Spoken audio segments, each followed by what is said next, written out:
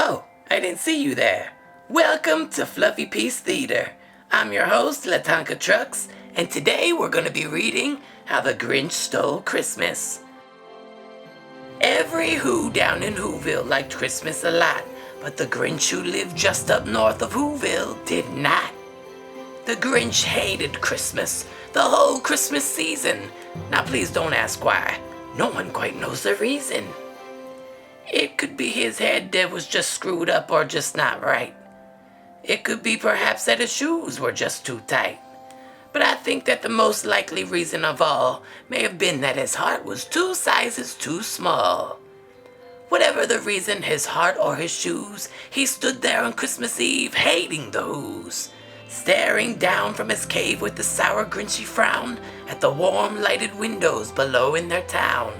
For he knew every Who down in Whoville beneath was busy now hanging a mistletoe wreath.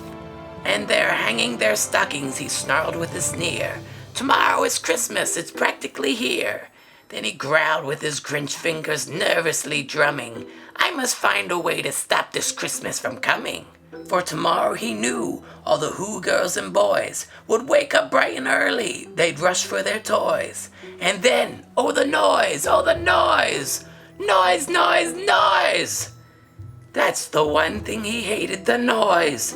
Noise, noise, noise!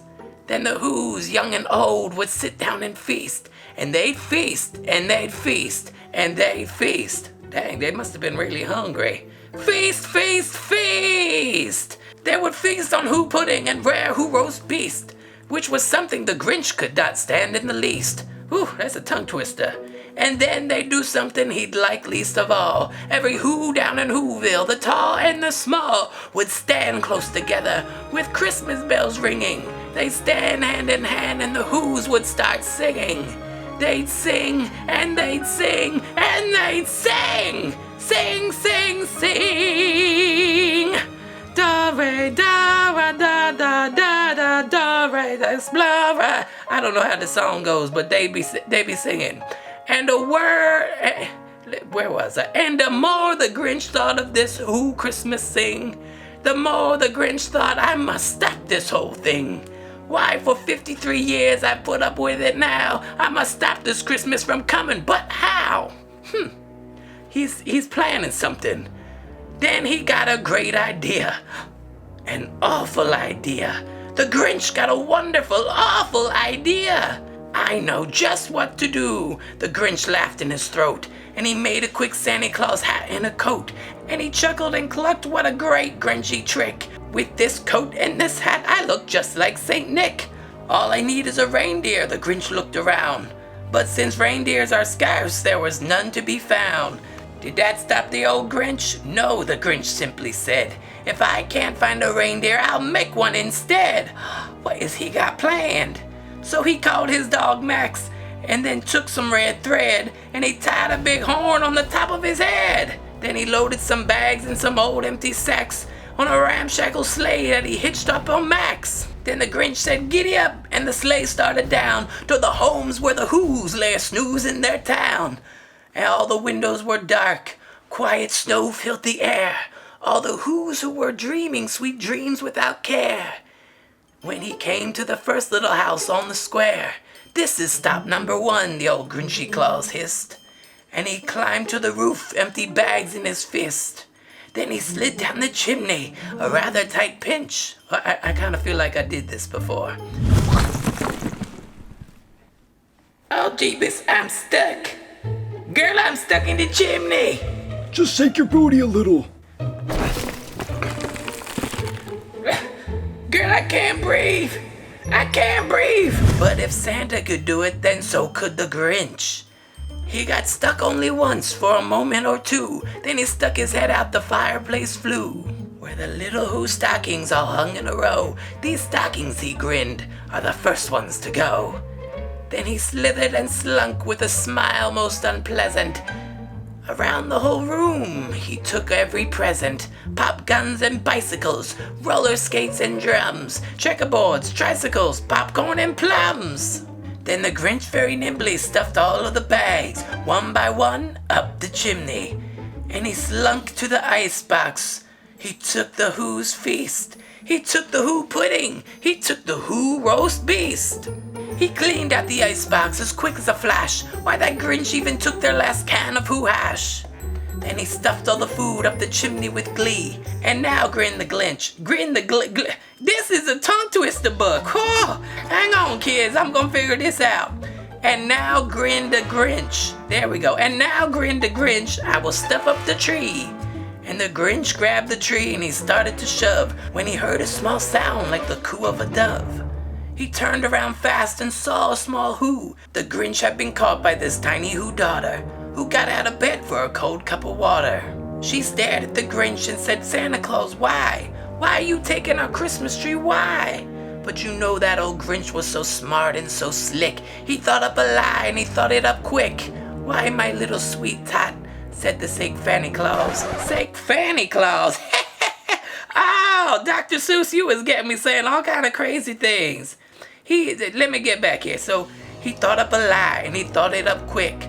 "Why, my little sweet tot," the fake Santa Claus lied. "There's a light on this tree that won't light on one side. So I'm taking it home to my workshop, my dear. I'll fix it up there and I'll bring it back here." And his little fib fooled the child, and he patted her head, and he got her a drink, and he sent her to bed. And when Cindy Lou Who went to bed with her cup, he went to the chimney and stuffed that tree up. Then the last thing he took was the log for their fire. Then he went up the chimney himself, that old liar. He is a liar. He's stealing everything, even the firewood. I mean, come on. What is going on?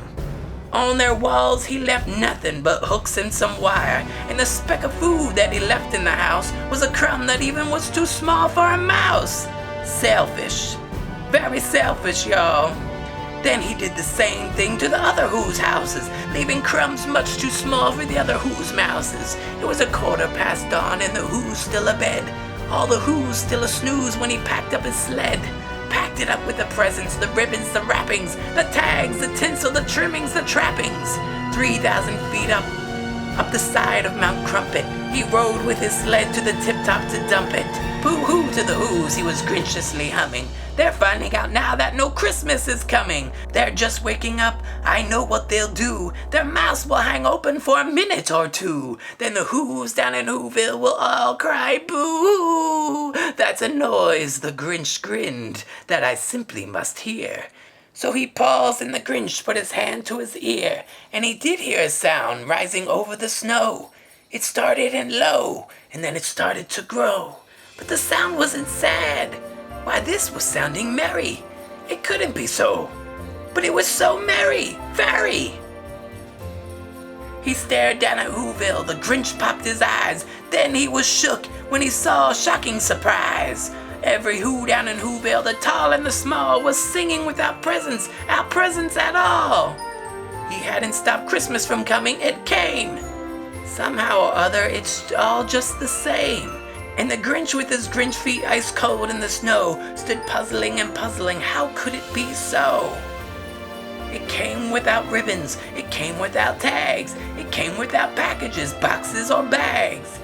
And he puzzled 3 hours till his puzzler was sore. Then the Grinch thought of something he hadn't before.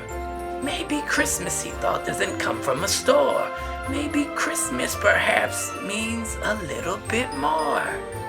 And what happened then? Well, in Whoville they say that the Grinch's small heart grew 3 sizes that day. And the minute his heart didn't quite feel so right, he whizzed with his sleigh through the bright morning light, and he brought back the toys and the food for the feast, and he himself, the Grinch, carved the roast beast. The end. Happy Grinchmas, happy Christmas. That's a wonderful book. I can't believe that the Grinch trying to steal Christmas. Christmas is special, y'all. We gotta keep it in our hearts. And it's true, Christmas is for the families. You don't need money or toys or gifts or any of that stuff.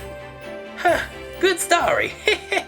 Well, that's all for Fluffy Peace Theater. Thank you for watching. I'm your girl LaTonka, and Merry Christmas.